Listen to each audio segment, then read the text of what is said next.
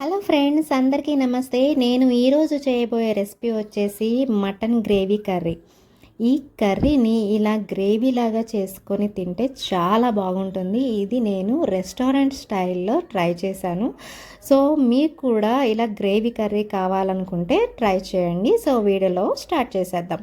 So నేనైతే ఒక 1 kg chicken తీసుకుంటున్నానండి. ఈ 1 kg చికెన్ని చిన్న చిన్న పీసెస్గా కట్ చేయించుకున్నాను. సో ఫస్ట్ అయితే ఇందులో ఒక నిమ్మరసం, ఒక నిమ్మకాయ అనేది వేసేసి బాగా కడుక్కోవాలి. అప్పుడే అందులో నీచు వాసన అనేది రాదండి. సో నీచు వాసన అంతా పోవడానికి నిమ్మకాయ వేసి బాగా కడిగేసాను. సో ఇప్పుడు ఇందులో మ్యారినేట్ చేసుకోవడానికి మనం ఒక స్పూన్ ఉప్పు, అలాగే ఒక స్పూన్ పసుపు, 2 స్పూన్లు కారం మనం తగినట్టుగా మనం వేసుకోవచ్చు. అలాగే ఒక 1 టీ స్పూన్ ఆయిల్ వేసుకుంటున్నానండి. ఈ ఆయిల్ వేస్తే బాగుంటుంది, పీసెస్ అనేవి చాలా సాఫ్ట్గా వస్తాయి అన్నమాట.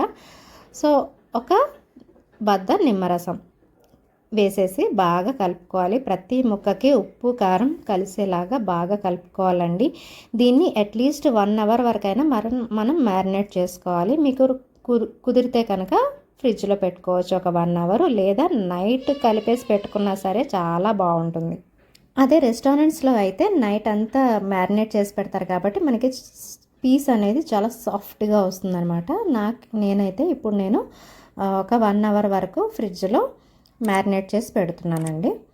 సో మీకు కుదిరితే బయట కూడా ఒక 1 అవర్ మ్యారినేట్ చేసుకొని పెట్టుకోవచ్చు. ఇప్పుడైతే గ్రేవీ కోసం మనం పెట్టేసుకుందాం. ఒక 2 స్పూన్స్ ఆయిల్లో అల్లం వెల్లుల్లి, అలాగే ఒక పెద్ద టమాటా ముక్కలుగా చేసుకొని ఇందులో వేసుకుంటున్నాను. టమాటోస్ అయితే నేను ఒకటే వేస్తున్నానండి. చిన్న టమాటాస్ అయితే కనుక మీరు 2 వేసుకోండి. ఫస్ట్ అయితే టమాటాస్ ఇలా సాఫ్ట్గా వచ్చే వరకు అయితే మనం మగ్గించుకుంటే సరిపోతుందండి. ఇందులో నేను ఇప్పుడు 2 సీక్రెట్ ఇంగ్రీడియంట్స్ అయితే చెప్పబోతున్నాను. ఫస్ట్ అయితే నేను ఇందులో మిక్సీలో వేసేసుకుంటున్నాను. చల్లారిన తర్వాత మనం గ్రైండ్ చేసుకోవాలి.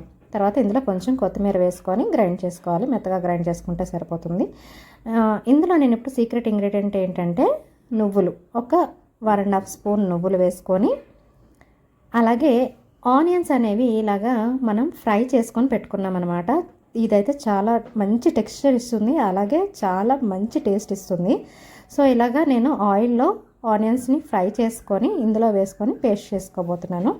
సో ఇలాగా కొంచెం మరీ జారుగా కాకుండా కొంచెం వాటర్ పోసుకొని ఇలాగా పేస్ట్ లాగా చేసుకొని పక్కన పెట్టుకోవాలి. ఇప్పుడైతే అదే కుక్కర్లో కొంచెం ఆయిల్ వేసుకొని మసాలా దినుసులు వేసుకొని కొంచెం వేగనివ్వాలి. నేనైతే చెక్క, లవంగాలు, యాలకులు, అలాగే షాజీరా వేసుకొని కొంచెం వేగనిచ్చాను. ఇందులో కొంచెం బిర్యానీ ఆకు వేసుకొని ఇప్పుడు మనం మ్యారినేట్ చేసి పెట్టుకున్న మటన్ని ఇందులో వేసేసుకుంటే సరిపోతుందండి. సో మ్యారినేట్ చేసుకున్న మటన్ని మనం ఇందులో టర్న్ చేసుకొని ముక్క పచ్చిదనం అనేది పోయే వరకు మనం కొంచెం వేగనివ్వాలి. అప్పుడే ముక్క అనేది చాలా సాఫ్ట్గా వస్తుందన్నమాట. చాలామంది నాకు తెలిసినంత వరకు కొంచెం వేగితే సరిపోతుంది కదా అని చెప్పేసి కుక్కర్ విజిల్ పెట్టేస్తారు. అలాగైతే బాగోదండి. కూర అనేది నీచు స్మెల్ వస్తుంది. సో ప్రతి ముక్క అనేది బాగా వేగితేనే మనకి ఆ సాఫ్ట్నెస్ అనేది వస్తుందన్నమాట. సో కొంచెం ఇలాగా ఉడుకుతున్నట్టుగా వచ్చినప్పుడు ఈ టైంలో మనం కుక్కర్ పెట్టేసి ఒక 4 విజిల్స్ వస్తే సరిపోతుందండి. నేనైతే 4 విజిల్స్ తెప్పించుకున్నాను. ఇలాగా తీసుకున్న తర్వాత మనం ముక్క అనేది మెత్తగా ఉందా లేదా చూసుకోవాలి. ఒకవేళ ముక్క మెత్తగా అవ్వకపోతే ఒక 2 విజిల్స్ తెప్పించుకుంటే సరిపోతుంది. నేను ముక్క అనేది టెస్ట్ చేశానండి, చాలా మెత్తగా వచ్చింది. సో ఇలా వస్తే సరిపోతుంది. సో ఇప్పుడు మనం ఇందులో కొంచెం స్పైసీగా ఉండడానికి నేను ఒక 4 పచ్చిమిరపకాయలు వేసుకుంటున్నాను. టేస్ట్ బాగుంటుందండి ఈ టైంలో వేస్తే. అలాగే కొంచెం ఒక 2 రెమ్మల కరివేపాకు, అలాగే మనం ముందుగానే చేసి పెట్టుకున్న పేస్ట్ని ఇప్పుడు ఇందులో యాడ్ చేసేసుకుంటున్నాను. మొత్తం అంతా వేసేసుకొని కొంచెం వాటర్ కలుపుకుంటే సరిపోతుందండి. మనకి మళ్ళీ నేను విజిల్స్ తెప్పించాలి, ఎందుకంటే ఇప్పుడు వేసుకున్న ఈ పేస్ట్ అనేది కూరలో కూడా కలవాలి కాబట్టి ఒక 2 విజిల్స్ తెప్పించుకుంటే సరిపోతుంది. ఇక ఈ స్టేజ్లో మనం ఉప్పు కారం అనేది అడ్జస్ట్ చేసుకోవాలండి.